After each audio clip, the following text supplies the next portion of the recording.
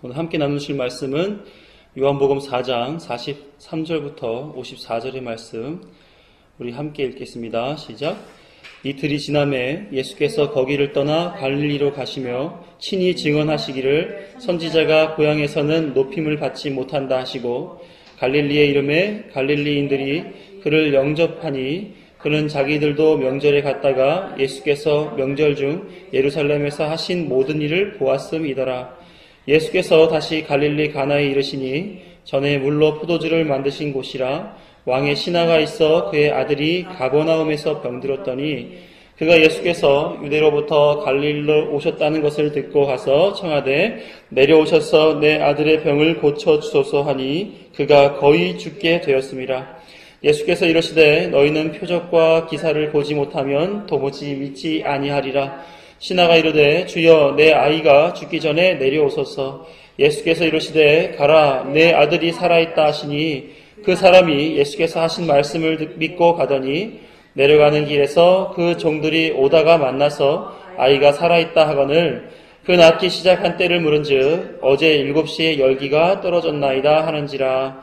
그의 아버지가 예수께서 내 아들이 살아있다 말씀하신 그때인 줄 알고 자기와 그 온 집안이 다 믿으니라. 이것은 예수께서 유대에서 갈릴리로 오신 후에 행하신 두 번째 표적이니라. 아멘. 오늘 말씀 위에 예비하신 하나님의 은혜와 평강이 저와 여러분에게 임하기를 간절히 소망합니다.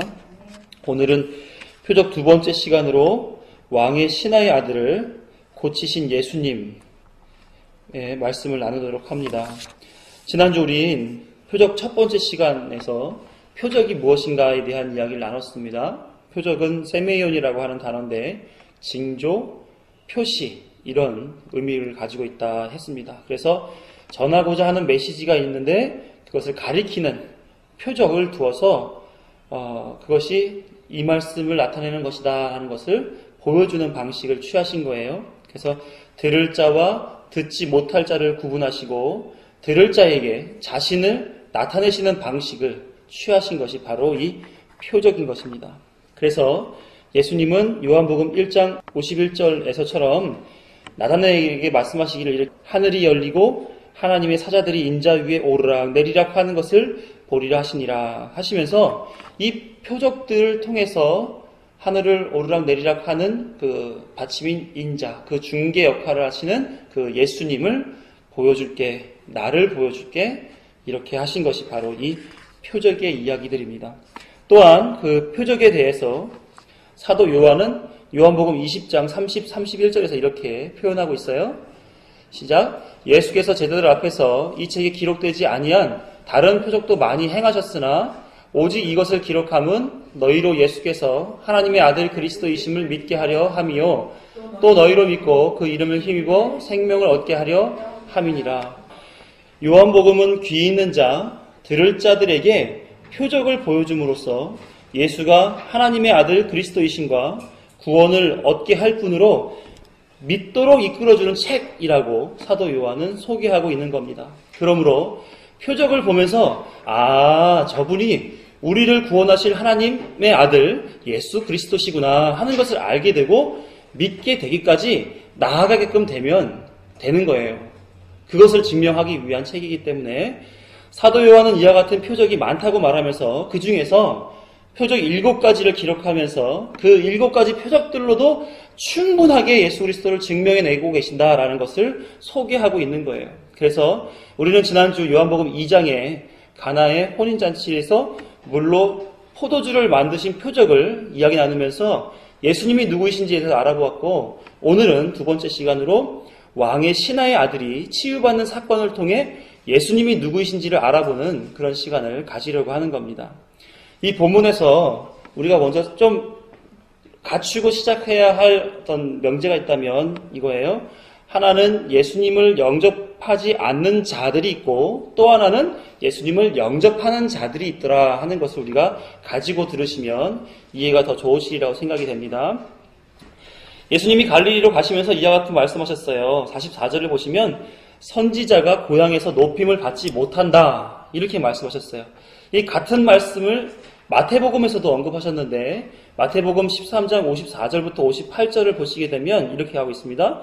고향으로 돌아가서 그들의 회당에서 가르치시니 그들이 놀라 이르되 이 사람의 지혜와 이런 능력이 어디서 났느냐? 이는 그 목수의 아들이 아니냐? 그 어머니는 마리아, 그 형제들은 야고보, 요셉, 시몬, 유다라 하지 않느냐?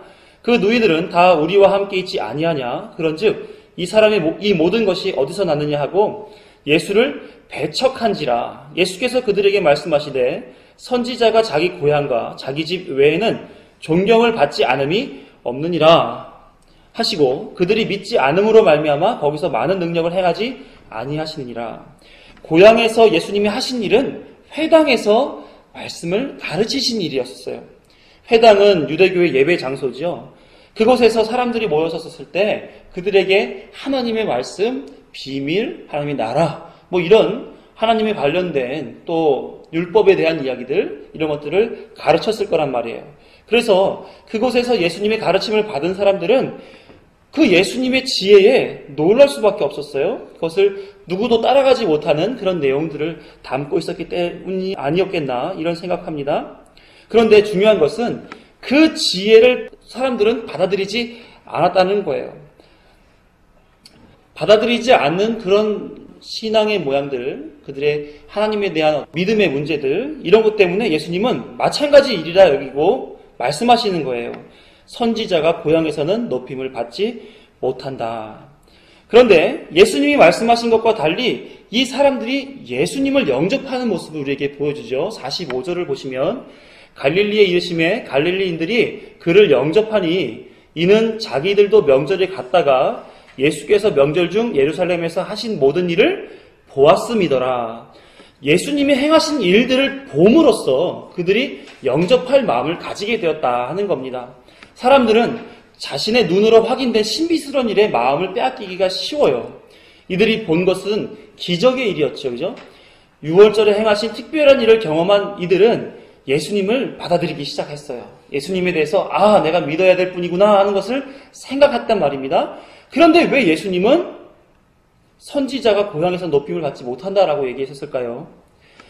여기서 영접하다라고 하는 말은 데코마이라고 하는 표현인데 이것은 요한복음 1장 12절에서 표현한 말씀과 같아요.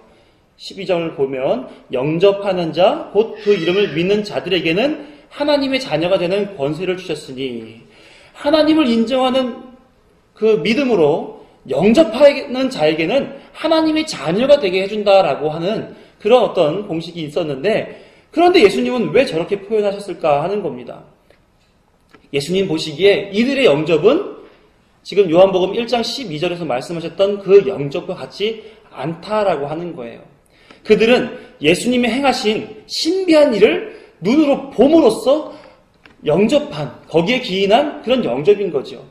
성경이 말씀하시는 그 믿음이라는 것이 무엇입니까? 히브리서 11장 1절에서 말씀하시는 걸 보면 우리 함께 읽습니다. 시작. 믿음은 바라는 것들의 실상이요 보이지 않는 것들의 증거니. 그러니까 믿음은 보이는 것이 아니라 바라는 것이지만 보이지 않는 것을 실제 보는 것과 같은 증거를 얻은 것이 바로 믿음이다라고 말하는 거예요. 다시 말해서 보이는 것을 믿는 것이 아니라 믿음으로 인해 보이지 않는 것이 내 안에 믿겨지게 되는 것이 믿음이라는 거예요.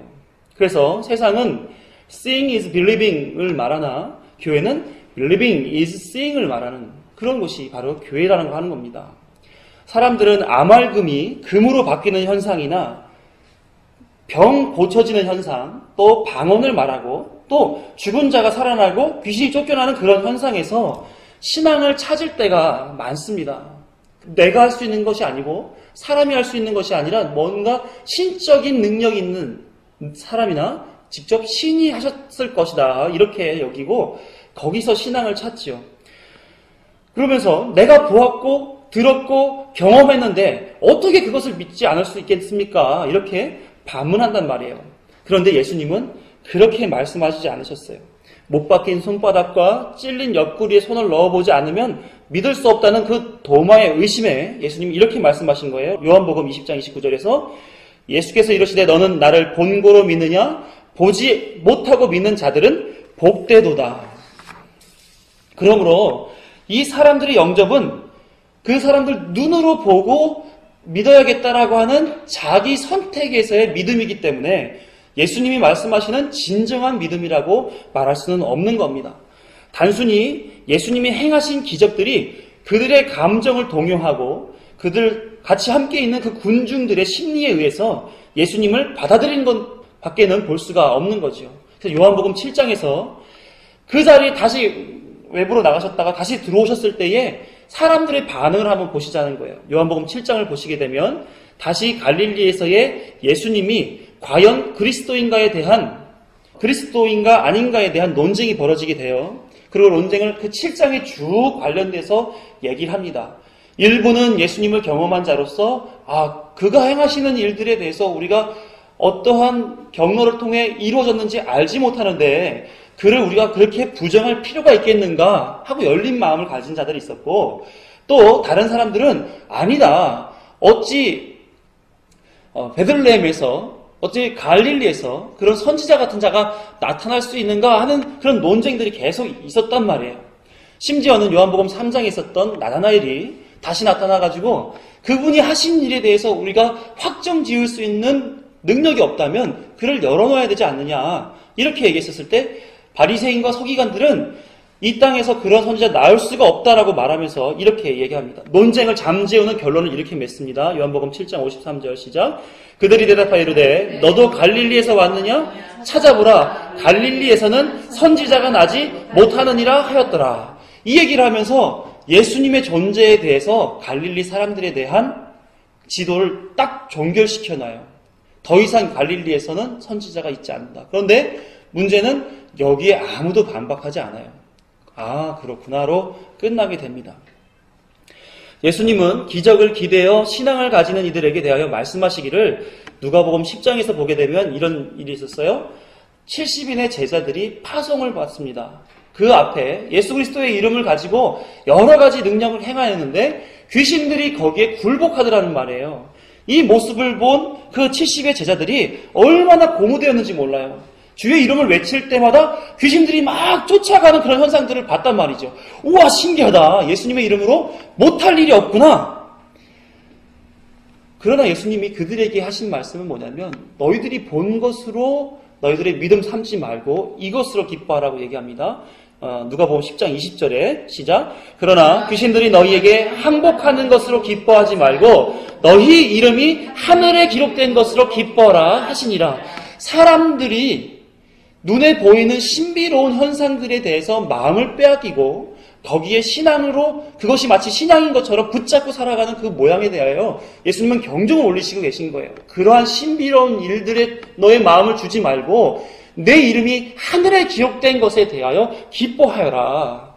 그러니까 예수님이 말씀하시는 것은 무엇이냐면 이 땅에서 보여지는 여러 현상들로 하나님을 믿는 그런 믿음의 어떤 모양들을 가질 것이 아니라 본질적인 믿음의 어떤 내용들을 가지고 믿으라라고 말씀하시는 거예요. 예수님이 행하시는 일은 이적과 기사로 자신의 권세를 드러내시려는 것이 아니었다는 겁니다. 구원하시기 위해 믿음 있는 자들에게 구원 얻을 확신을 주시기 위해서 그런 일들을 벌어가시는 거예요. 그러므로 사람들이 원하는 바를 쫓는 것을 원치 않으시고 구원 얻을 능력인 그리스도를 확인하라고 그렇게 강조하고 계신 거예요. 그러므로 오늘 본문으로 다시 돌아와서 자신을 영접하는 현상을 목격했으나 예수님은 이렇게 말씀하시는 겁니다. 48절에서 시작. 예수께서 이러시되 너희는 표적과 기사를 보지 못하면 도무지 믿지 아니하니라. 그러니까 이들이 예수님을 영접하였다 할지라도 예수님은 그 중심을 보시고 너희들은 나의 표적을 받고 기사를 보았기 때문에 믿는 거야 라고 하시면서 그렇지 않으면 너희들 안 믿는 존재야 이렇게 얘기하고 계신 거예요. 예수님을 영접하지 않은 자들에 대한 이야기들을 이렇게 진행해 보셨습니다. 그런데 이제 영접한 자들에 대한 이야기를 대조적으로 하시는 것을 우리가 한번 보시자는 거예요. 예수님의 갈릴리 지역에 오셨다는 이야기를 들은 신하는 자신의 아들이 중환병에 걸려 있어 간절한 마음으로 예수를 찾아와서 이렇게 고백합니다. 46, 47절 읽습니다. 시작. 예수께서 다시 갈릴리 가나에 이르시니 전에 물로 포도주를 만드신 곳이라 왕의 신하가 있어 그의 아들 가버나움에서 병들었더니 그가 예수께서 유대로부터 갈릴리로 오셨다는 것을 듣고 가서 청하되 내려오셔서 내 아들의 병을 고쳐주소서 하니 그가 거의 죽게 되었습니다. 당시 이 왕의 신하, 이 바실리코스라고 하는데요. 이 사람들은 어떤 사람이었냐면 왕족이나 높은 직위에 있는 귀족들을 일컫는 그런 표현이에요. 생각해 보세요. 높은 직위에 있는 자가 죽어가는 아들을 보면서 얼마나 애를 태웠겠습니까? 그렇죠? 치료하기 위해서 얼마나 가진 노력들을 했겠느냔 말이에요. 그런데도 불구하고 이 아이는 점점 죽어가고 있는 거예요. 자신이 할 수 있는 모든 돈으로 또 기술로 또 어떤 신비로운 일들로 이 아이를 살리기 위해서 애를 많이 썼는데도 불구하고 낫지는 아니하고 자기가 할 수 있는 일이 없구나라는 것을 이제는 확인하게 되는 거예요. 어느 시점에서? 거의 죽어가는 시점에서. 그런데 그에게 희소식이 들려오는 거예요. 예수라고 하는 젊은이가 신비한 기적을 행할 수 있는 능력이 있더라. 그 사람이 여러 사람의 병을 고쳤더라. 그리고 귀신을 쫓아냈더라. 그는 한 걸음으로 달려와서 간곡하게 말씀을 드립니다. 49절에 보면 신하가 이르되 주여 내 아이가 죽기 전에 내려오소서. 잘 보세요. 주여라고 하는 말은 큐리오스라고 하는 말이에요. 이 말은 최고의 권위가 있는 통치자에게 드리는 그런 호칭이었습니다. 왕이나 황제에게 하는 그런 호칭이 바로 이 큐리오스였어요. 자신이 왕의 신하예요. 자기는 나름 나라에서 굉장히 높은 직위에 있는 그런 사람이고 자기 아래에 부하도 많고 또 자기가 가진 학력과 재산과 많은 명예와 권력들이 있음에도 불구하고 지금 이 사람은 지금 누굴 찾아왔느냐면 갈릴리 시골 동네에 30대 목수 출신의 젊은이를 찾아와서 그 앞에 엎드려 주여라고 부릅니다. 그게 쉬운 일이겠습니까? 자신을 그렇게까지 내려놓는 일이 그렇게 쉽겠습니까? 그런데 이게 내 아들 살리려고 하는 그런 마음에서 그렇게 하는 것으로 보이십니까? 자신이 정말 갈급한 거예요. 정말 내 자신이 아무것도 할 수 없는 존재라고 하는 것을 인정하는 거예요. 한 생명 살리는 부분에서 이 아이를 살릴 수 없는 그런 무능한 존재가 바로 나구나 하는 것을 느끼는 거예요. 그런데 이분은 그걸 할 수 있는 분이라고 소문이 나 있는 거죠. 그 앞에 바짝 엎드려 주여라고 큐리오스 이런 말씀을 드리고 있습니다. 또 뭐라고 표현하냐면 내려오소서 이렇게 간청하는 목소리로 부탁하고 있는 그런 내용을 보여줬어요. 예수님은 이 신하가 어떤 자라는 것을 알고 있었습니다. 그가 기적을 바라는 자인지 아니면 믿음이 있는 자인지. 그리고 말씀하시는 거예요. 50절을 보시면 예수께서 이르시되 가라 내 아들이 살아있다 하시니 그 사람이 예수께서 하신 말씀을 믿고 가더라. 사실 우리가 생각하기를 그렇게 높은 사람이 간절하게 부탁을 드리고 애를 태우는 모습을 보여준다면 직접 오셔서 안수도 좀 해주시고 기도도 좀 해주시고 치료하는 모양도 좀 보여주실 수 있는데 예수님은 무엇으로 그 신하에게 대화합니까? 가라 내 아들이 살아있다. 사실 그렇잖아요. 신하가 이 말 한마디 듣고 돌아가기에는 너무 허무하지 않습니까? 자신은 아무리 애를 쓰고 아무리 노력했는데도 불구하고 이 아이는 죽어가고 있는데 예수님은 그 한마디 가라 내 아들이 살아있다. 그 속에서 우리와 같으면 그래도 제자들을 좀 딸려 보내주신다거나 특별한 어떤 처방을 해주신다거나 기도해 주신다거나 이런 것들을 좀 바라지 않겠냔 말이에요. 그러나 예수님은 이 한마디 말씀 외에는 어떠한 행위도 보여주지 않으셨습니다. 말씀으로 그 일을 대응했던 것이죠. 그러나 이 신하는 예수님의 그 한마디의 말씀을 믿고 그 자리에서 일어나 가버나움 자신의 아들이 있는 곳으로 향하게 됩니다. 많은 주석이 어떻게 소개를 하냐면 이 신하가 절망했다, 실망했다라고 전해요. 자포자기하여 거기를 쓸쓸한 모습으로 되돌아갔다 이렇게 설명합니다. 자신의 모든 자존심을 버리고 천한 신분인 젊은 예수님께 기대를 하고 부탁드렸기 때문에 특별한 일을 벌여주시기를 바랐지만 그렇게 해주시지 않으셨기 때문에 자포자기하고 돌아갔다 이렇게 주석들은 설명해 놓고 있어요. 주석에서는 갈릴리에서 가버나움까지 거리를 한 4시간 정도라고 소개하면서 다음날 7시에 나왔다고 말하는 것은 우리 시간으로 보면 이제 오후 1시 정도 되는 시간인데 어떻게 실망하지 않고서 4시간 거리를 하루를 넘겨 그 다음날 오후 1시까지 도착하지 못했는가. 이것을 유추하면서 자포자기한 것, 실망한 것으로 추측해내고 있어요. 그런데 가나로부터 가버나움까지 실측을 하게 되게 되면 34km 정도가 된다고 합니다. 어떻게 보면 이런 거예요. 우리 교회에서 수원역까지가 16.8km예요. 그럼 왕복하면 33.6km 되잖아요. 그렇죠? 수원을 걸어서 갔다 오는 거리인 거예요. 여기를 어떻게 4시간에 왔다 갔다 할 수가 있겠어요. 그렇죠? 군인들이 1시간에 걸어가는 행군 속도의 그 거리는 1시간에 4km를 갑니다. 그러니까 군인들의 그 보폭과 그 시간들을 계산해 보게 되면 보통 8시간 정도 이상 걸어야지 그 거리를 올 수가 있어요. 그런데 이렇게 군인들 같은 사람들이 아니라 일반인이잖아요. 어찌 보면 임금의 신하로서 나이가 어느 정도 있을 수도 있는 그런 사람이기 때문에 최소 8시간에서 최대한 그 이상의 시간들도 걸리지 않겠습니까? 그러니까 주석에서 말하고 있는 시간 환산법에 대한 것들, 그것을 추측해서 실망했다, 자포자기했다 이런 식으로 볼 수는 없는 것이죠. 그러므로 실제적인 어떤 상황에 대한 유추를 보게 된다면 이 신하는 예수님의 말씀을 듣고 가버나움으로 열심히 걸어간 거예요. 밤새도록 걸어간 거예요. 그래가지고 도착할 쯤 돼서 종을 만났는데 나왔습니다. 언제 나왔느냐? 오후 1시쯤 나왔습니다. 그래, 예수님이 한마디 하셨을 그 시간이었구나. 이렇게 경험한 것이죠. 51절부터 53절 읽습니다. 시작. 내려가는 길에서 그 종들이 오다가 만나서 아이가 살아있다 하거늘 그 낳기 시작한 때를 물은즉 어제 7시에 열기가 떨어졌나이다 하는지라. 그의 아버지가 예수께서 내 아들이 살아있다 말씀하신 그때인 줄 알고 자기와 그 온 집안이 다 믿으니라. 예수님은 이 사건을 통해서 그에게 기적을 보여주어서 자신이 신비한 일을 행할 수 있는 자임을 드러내고 그들의 필요를 채워주려고 하셨던 그런 일이 아니었단 말이에요. 그들이 정말 믿음 있는 자인지를 스스로 확인시켜주기 위한 그런 일을 하셨던 것이죠. 다시 한번 46절까지 한번 다시 돌아보면 46절 보시면 예수께서 다시 갈릴리 가나에 이르시니 전에 물로 포도주를 만드신 곳이라 왕의 신하가 있어 그의 아들이 가버나움에서 병들었더니 이 가나라는 자리가 어떠한 자리였다는 것을 드러내주고 있어요. 물로 포도주를 만드신 곳이다. 이 말씀이 여기 왜 삽입이 되어 있을까요?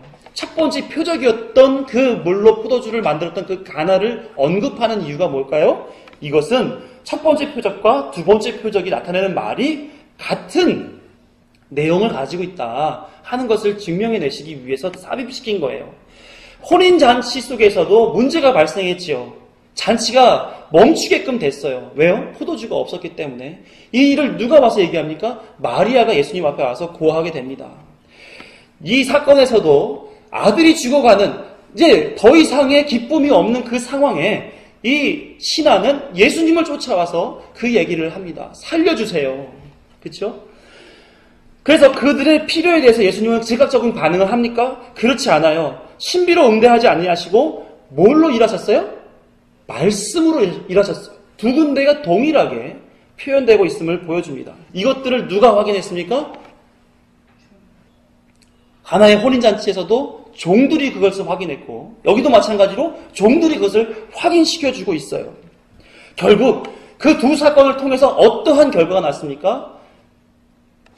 제자들이 믿더라. 온 가족이 믿더라. 믿는 사람이 나타나게끔 되는 그런 사건들인 거예요. 이것은 더 이상 사람들의 어떤 오감을 만족시켜주고 사람들의 어떤 종교성에 대해서 확증시켜주는 그런 신비한 일, 사람들의 눈을 자극시켜서 내가 어떠한 자인지를 너희들 확인해봐라 라고 하는 어떤 자기 증명의 시간들이 아니라고 하는 겁니다. 예수님은 표적을 통해서 사람들의 만족을 시켜주실 의도가 하나도 없었던 거예요. 단지 자신이 아니면 진정한 치유와 회복이 있을 수 없음을 알리시고 생명을 공급할 유일하신 그리스도임을 드러내시기 위해서 나 외에는 생명을 줄 자가 아무도 없도다라는 것을 보여주시는 거예요. 우리는 세상에서 벌어지는 신비한 일들을 쫓아 살아가는 사람들이 아닙니다. 신비한 기적들을 추구하며 내 삶에 신비한 일이 벌어지지는 않을까 하는 어떤 기대심에 삶의 목적을 부여하고 살아가는 그런 사람들이 아니에요. 그런 사람들은요, 신비한 일을 보기 위해서 목을 매 살아가는 사람들입니다. 기도할 때 뭔가 보일 수도 있어요. 기도할 때 뭔가 들릴 수도 있습니다. 저도 사실은 제가 여기 학부 다녔을 때 기도하는 팀이 있었습니다. 제 비슷한 분들 기도하는 팀이 있었는데 한 번은 저쪽에 있는 학교 운동장에 가서 테두리에서 열심히 각자 기도하다가 이제 2시간 기도하고 모여서 다시 돌아오기로 하고 기도를 막 하고 있는데 제 티셔츠 안으로 그 인디아나 존스에 보면 다리 이렇게 긴 벌레 있잖아요. 자벌레 같은 근데 큰 거. 이게 여기로 막 기어 올라오는 그 느낌을 경험한 거예요. 막 소름이 막 끼쳐 올라오고 걔들이 아주 천천히 한 발짝 여기로 올라오는 거예요. 가슴으로. 그것도 면티 하나 입고 있었는데 그 속에 이제 면사를 그 벌레들 까끌까끌한 그 끝으로 긁고 올라오는 느낌 있잖아요. 그 느낌이 느껴지는 거예요. 이건 분명히 사단이 나의 기도를 방해하는 거다. 그래서 찌여! 얼마나 그것을 막 그리고 근데 쭉 30분 정도를 아마 저하고 막 이 실랑이를 벌였던 것 같은 생각이 들어요. 막 근데 여기까지 올라왔어요. 여기까지 이걸 내가 치면 지는 거야.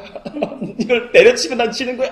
사단한테 이겨야 돼. 사단아 올라가라. 막 속으로 기도하면서 이게 여기 올라오는 게 신경이 안 쓰이질 않는 계속 신경이 쓰이는 거예요. 근데 여기까지 올라와서 제 여기 입까지 한 번 쫙 더 가면 제 입을 딱 건드릴 것 같은 거예요. 그래서 거기서 딱 쳤어요. 하고 다시 집중해서 다시 기도를 했죠. 그랬더니 또 한 번 더 했었는데 그때는 이제 여기까지 올라왔는데 모이세요. 살았다. 하고 그러고 내려갔어요. 그런데 제가 경험해 본 바에 의하면 그런 경험이 제 믿음을 더 키워주지 않더라는 거예요. 와, 나 이런 경험이 있어? 그런 경험의 어떤 기억으로 남지 그것이 제 믿음에 대해서 더 확고히 신념화 시켜주지 않더라는 겁니다. 많은 사람들이 귀에 들리는 거, 환상으로 보는 거, 꿈으로 나타나지는 거 이런 것들을 경험하잖아요. 그럼 거기에 목을 매게 돼 있어요. 또 듣고 싶어서, 또 보고 싶어서, 또 그리고 싶어서. 어떤 사람이 기도를 열심히 해서 늘 그런 음성을 들었는데 어느 순간 안 들려요. 내 영빨이 약해졌나? 하고 이제 오만가지 생각을 할 거 아니에요. 어떤 사람은 환상을 보는데 늘 가끔 이제 한 달에 한 번, 2달에 한 번씩 환상을 보아서 그것을 얘기하고 사람들에게 우와 신비해요. 이런 얘기 듣고 있었던 사람인데 환상이 보이질 않아요. 그럼 어떻게 할까요? 거기에 목매는 거예요. 거기에. 하나님 왜 저에게 요즘은 보여주지 않으십니까? 왜 저에게 들려주시지 않으십니까? 불안해서 견디질 못하는 거죠. 말씀으로, 기도로, 환상으로 자신이 원하는 그런 어떤 기적과 같은 일들을 보고 싶은데 그게 안 되니까 어떻게 해결합니까? 용하다는 무당 찾으러 다니고 전보로 다니고 부적 붙이고 다니는 거 아니겠어요? 예전에 어떤 설교의 예화를 들어보니까 그러니까 목사님의 어머니의 권사님이 점을 보러 가셨어요. 점집의 무당이 저는 점괘를 못 내겠습니다. 교회 다니시죠? 이러는 거예요. 정말 영하신 무당님이시다. 그래가지고 그 다음날 와서 교회에서 사람들, 집사님, 권사님들한테 그 얘기를 또 한 거예요. 그래가지고 그 다음 소그룹 모임을 그 점집에서 한 거예요. 말씀으로, 기도로 하나님과 직접 관계와 교제하지 못하기 때문에 신비스러운 일에 목을 메고 살았던 사람들은 결국은 그런 양태로 간단 말이에요. 기독교인 안에서 자식이 결혼하는 데 있어서 사주팔자 보는 그런 궁합 보고 결혼하는 커플 그 비율이 40% 이상이 된다고 합니다. 그게 말이나 되는 얘기냐고요. 어떻게 하든지 자기 마음에 안심을 가지려고 위로를 받으려고 잘 될 거라는 어떤 막연함에 어떻게든 희망을 보고자 하는 그런 마음이 이런 현상들을 만들어내고 있다는 말이에요. 세상은 자신의 욕구를 충족시켜주기를 원하는 예수님의 능력을 필요로 한다는 거죠. 그분의 표적의 표피를 쫓아 다니고 있는 거예요. 그래서 그들의 눈에 보이는 것만 받아들이려고 하는 그런 노력들을 한단 말이죠. 그런 존재인 거예요. 그러므로 계속해서 예수님께 요구하는 것은 무엇이냐면 신비한 기적을 보여주세요 라고 하는 것입니다. 그게 그의 배를 부르게 하니까, 그의 생각을 만족해 하니까, 그의 생각하는 신앙의 기준에 부합하니까 다 예수님 앞에는 신비한 것 좀 보여주세요. 신비한 것들. 지난 교회에서 이런 일이 있었습니다. 목사님이 이런 거 안 하시는 목사님이신데 어디 가가지고 안수하는 거를 보고 오신 거예요. 그래가지고 사람들을 강대상으로 불러 올렸어요. 그러고서 안수 기도한다고 손을 딱 댔는데 우연히 딱 넘어간 거예요. 이게 왜지? 뭐지? 막 이렇게 목사님이 이러셨다는 거예요. 그리고 나서 매번 2달에 한 번, 3달에 한 번씩 이걸 하신 거예요. 안수를 하신 거예요. 근데 이분이 어떤 분이냐면 굉장히 높은 경지 있는 것처럼 성도들에게 교육이 돼서 그 앞에 가게 되면 왠지 주눅 들어있는 그런 거 있잖아요. 그래서 어떤 분들은 막 그 앞에서 바들바들 떨고 있어요. 근데 그런 분들한테 백발백중이에요. 딱 되면 넘어가요. 그런 거 있잖아요. 내가 정말 사랑하는 연예인이나 그런 사람들 앞에 가서 손만 잡아도 예전에 나훈아나 이런 사람들이 그랬다면서요. 손 잡아야지 있어. 딱 하면 자면 어머나 넘어졌다잖아요. 그런 것처럼 목사님이 손다니까 막 넘어가는 그런 사람들이 있었던 거예요. 그래서 한 번은 수련회를 갔는데 사람들이 또 안수를 받으려고 줄을 막 섰어요. 저도 있었어요. 그 뒤에서. 그러니까 저는 이제 목회자니까 받치려고 넘어가면. 그래가지고 딱 줄을 섰는데 앞에 있는 되게 긴장을 하시는 집사님 한 분 계셨어요. 그래서 아유 집사님 긴장하지 마세요 하고 뒤에 딱 버티고 있었죠. 근데 우연히 제 손이 닿은 거예요. 근데 이분이 넘어가는 거야. 이분이 넘어가요. 누가 기도를 막 하다 누군가 손이 닿으니까 넘어가. 뭐지? 자서 다 자기 기준의 신앙생활을 하는 거예요. 자기 감정에 맞춰서 신앙생활을 하고 있단 말이에요. 마가복음 13장 22절을 보니까 이렇게 기록됩니다. 거짓 그리스도들과 거짓 선지자들이 일어나서 이적과 기사를 행하여 할 수만 있으면 택하신 자들을 미혹하려 하리라. 우리에게 보여지는 것은 하나님이 하시는 일이 아닐 수 있어요. 아니요. 하나님이 하시는 일이 아니에요. 왜요? 성경은 예수 그리스도가 하실 일에 대해서 기록하고 예수님의 표적과 모든 내용들이 거기에 다 담겨져 있어요. 더 이상 계시는 없고 완성되어 있는 계시 성경을 통해서 우리는 예수님이 누군지, 구원이 무엇인지, 하나님 나라가 어떻게 돌아가게 될지를 다 낱낱이 기록해 주었단 말이에요. 그래서 요한복음 아까 전 20장에서 사도 요한이 얘기했던 것처럼 이것으로 구원받는 데 전혀 하등의 문제가 없다. 표적을 많이 행하셨으나 이것만 정해도 기록된 것만 봐도 구원받는 데는 절대 문제가 없다. 그런데 신비한 일들을 하나님이 다시 하시겠어요? 하나님이 하시고 하나님이 기록하게 하셨고 하나님이 확증시켜 놓은 그 일에 하나님 스스로가 이거 좀 부족한데 하면서 스스로 또 사람들을 통해서 기적을 보여주겠냔 말이에요. 그 사람들은 내 거기에 목 놓아 매달려 살고 있어요. 그게 거짓 그리스도가 하는지 거짓 선지자가 하는지도 아예 상관도 없어요. 신비하면 우와 교회에서 뭔가 기도원에서 뭔가 벌어지게 되면 거기에 목숨 걸고 산다니까요. 마태복음 7장 22절을 보면 그날에 많은 사람이 나더러 이르되 주여 주여 우리가 주의 이름으로 선지자 노릇하며 주의 이름으로 귀신을 쫓아내며 주의 이름으로 많은 권능을 행하지 아니하였나이까 하리니 이렇게 내가 이렇게 많이 하지 않았습니까? 이런 거 보여주지 않았습니까? 그러나 예수님은 그에 대해서 내가 알지 못한다. 그렇게 표현합니다. 그러므로 교회 안에 있는 자라도 이렇게 이적과 기사를 기대하며 쫓아 살아가는 그런 신앙을 가진 사람이라면, 신앙 아닌 신앙을 가진 사람이라면 성도가 아닐 확률이 높은 거죠. 진정한 예수님의 표적은 믿음으로 귀결되게 되었다라고 하는 것이 가나의 혼인잔치와 또 오늘 왕의 신하의 아들에 대한 표적 속에서 우리는 확고하게 가질 수가 있는 것입니다. 예수님이 행하신 사역 속에서 생명의 근원과 하나님의 아들이신 그분의 보이는 믿음, 그것이 우리에게 주어져야 되는 거예요. 우리는 그 믿음을 기대하며 예수님의 행하신 모든 일을 받으면 되는 거예요. 우리 존재는 예수님이 하신 일에 대해서 믿음으로 받으면 다 되는 그런 사람들인 거죠. 그래서 히브리서 11장 6절을 보시면 시작. 믿음이 없이는 하나님을 기쁘시게 하지 못하나니 하나님께 나아가는 자는 반드시 그가 계신 것과 또한 그가 자기를 찾는 자들에게 상 주시는 이심을 믿어야 할지니라. 그러므로 믿음 외에는 하나님을 기쁘게 할 수 있는 자가 없는 거예요. 믿음은 신비한 일을 내가 경험해서 스스로 이거 보니 나도 믿음이 더 생기는 것 같아 라고 생각해서 내가 만들어내는 그 믿음이 아니란 말이에요. 그건 자기 확신이라고 하는 거고 자기 신념이라고 하는 거지 하나님이 주시는 믿음이 아니란 말이죠. 요한복음 3장 18절을 보면 그를 믿는 자는 심판을 받지 아니할 것이요 믿지 아니하는 자는 하나님의 독생자의 이름을 믿지 아니하므로 벌써 심판을 받은 것이니라. 그러므로 우리가 말씀을 통해서 예수 그리스도를 믿고 예수 그리스도가 누구신지를 알고 그 예수 그리스도의 가르침을 따라 살고 하나님이 완성하신 하나님의 나라에 대해 소망을 가진 자는 심판을 받지 않을 것이며 여전히 자기의, 자기의, 자기 만족을 쫓아서 표적과 기적과 이사를 쫓아 살아가는 그런 신앙의 모습들을 가진 자들에게는 그것이 자체가 심판이라고 말씀하시는 거예요. 예수님은 표적을 보여달라는 자들에게 마태복음 12장 38절에서 이렇게 얘기하십니다.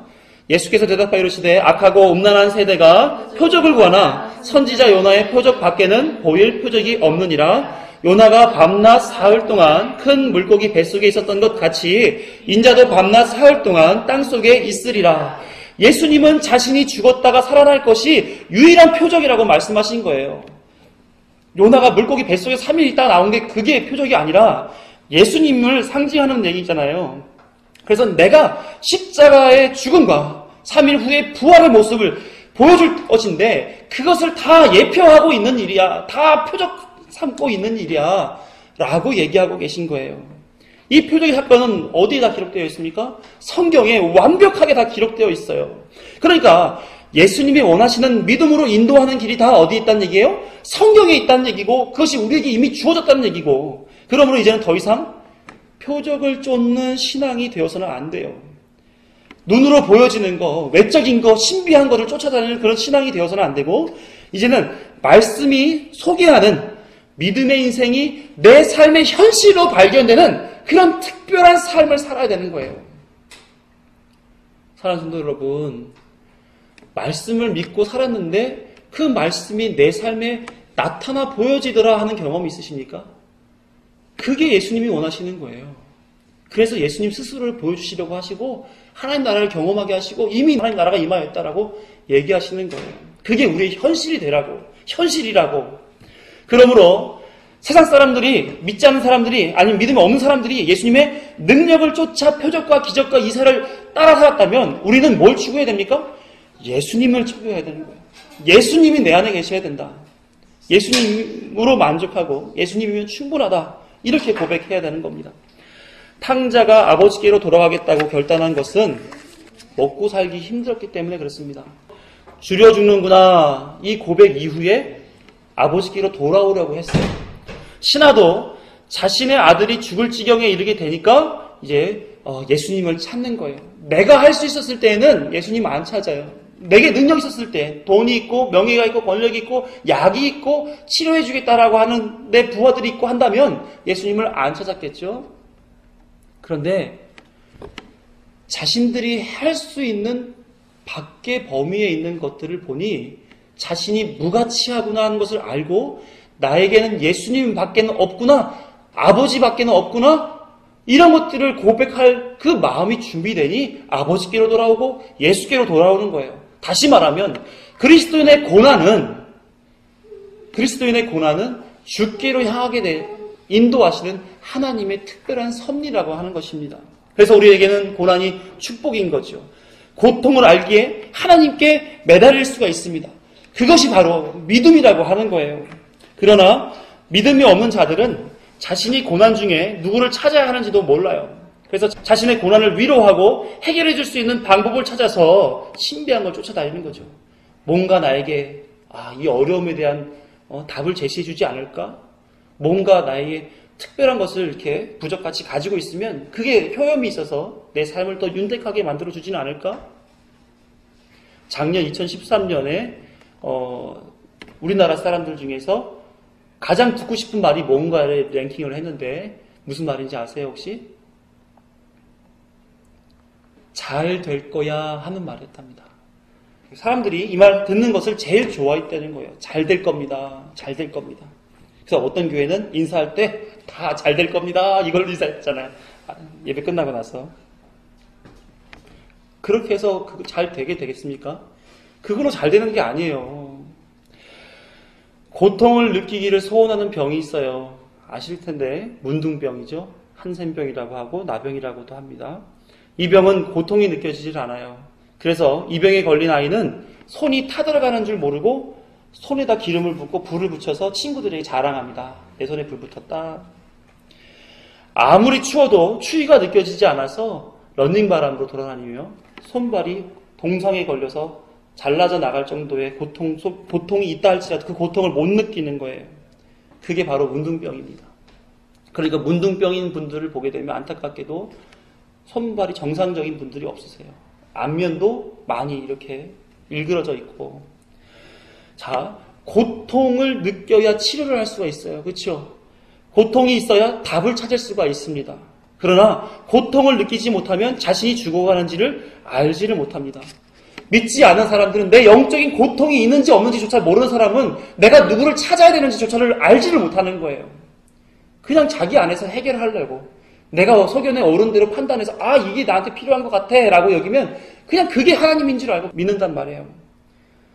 영적 고통을 느낄 줄 아는 자, 그것이 누굽니까? 그리스도인이에요.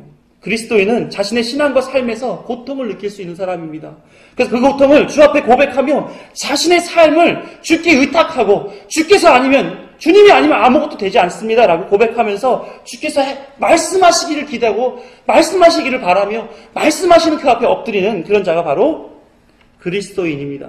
그래서 그 말씀을 들을 때마다 예배 시간과 소그룹 시간과 어떤 교제 속에서 말씀을 들을 때마다 그렇게 살면 안 되는 거였구나. 그런 생각하면 안 되는 거구나. 그런 마음 가지면 안 되는구나. 이렇게 말씀에 빗대어 내 삶의 변화를 하나씩 가져가게 되는 사람이 바로 그리스도인이라고 하는 겁니다. 그것을 우리는 성화라고 얘기를 하죠. 그래서 그리스도인은 말씀에 눈 돌리는 자예요. 예수 그리스도의 가르침에 순종하려고 말씀을 보고 그것을 묵상하고 그것을 즐거워하는 사람이 바로 그리스도인입니다. 그러므로 그리스도인은 예수로 말미암은 삶, 예수가 변화시키는 삶을 살게 되는 것이죠. 그러므로 더 예수님을 경험하기 위하여 더 예수님을 쫓고 더 예수님을 신뢰하고 더 예수님 앞에 매인받는, 그래서 나 자신은 부인되고 자기 십자가를 지고 예수님을 온전히 쫓는 그런 사람의 모양이 나타나게 된다라고 하는 겁니다. 이것을 어려운 말로 계시 의존적 사색이라고 얘기를 해요. 나 의존적 생각이 아니라 예수님 의존적 삶을 살아가는 것을 표현하는 그런 말입니다. 그러므로 그리스도인은 나 중심적인 판단, 생각 속에서 사는 사람들이 아니라 그리스도의 그 계시 의존적 존재인 것을 스스로 고백하는 그런 사람이 바로 그리스도인이다라고 하는 겁니다. 그래서 오늘 본문은 그렇게 그리스도 의존적인 사람에 대해서 그 사람들에게 예수님께서 나 이런 존재다라고 하는 것을 보여주는 그런 말씀이에요. 그래서 이제는 더 이상 병나는 것, 환상 보는 것, 아말금이 금리빨되어 보이는 것, 누군가 귀신 소리로 희한한 목소리 내는 것, 안수할 때 쓰러지는 것, 이런 신앙에 절대 도움되지 않는 것들을 쫓아 살아가지 말고 우리의 죄 문제, 믿음의 문제, 생명의 문제, 이 모든 문제에 예수님 외에는 답이 없음을 고백하며 살아가는 우리가 되어야 할 것입니다. 마지막으로 우리 고린도후서 5장 6절부터 9절의 말씀을 읽으면서 말씀을 마무리하겠습니다. 함께 읽습니다. 시작. 그러므로 우리는 언제나 마음이 든든합니다. 우리가 육체의 몸을 입고 살고 있는 동안에는 주님에게서 떠나 살고 있음을 압니다. 우리는 믿음으로 살아가지 보는 것으로 살아가지 아니합니다. 우리는 마음이 든든합니다. 우리는 차라리 몸을 떠나서 주님과 함께 살기를 바랍니다. 그러므로 우리가 몸 안에 머물러 있든지 몸을 떠나서 있든지 우리가 바라는 것은 주님을 기쁘게 해드리는 사람이 되는 것입니다.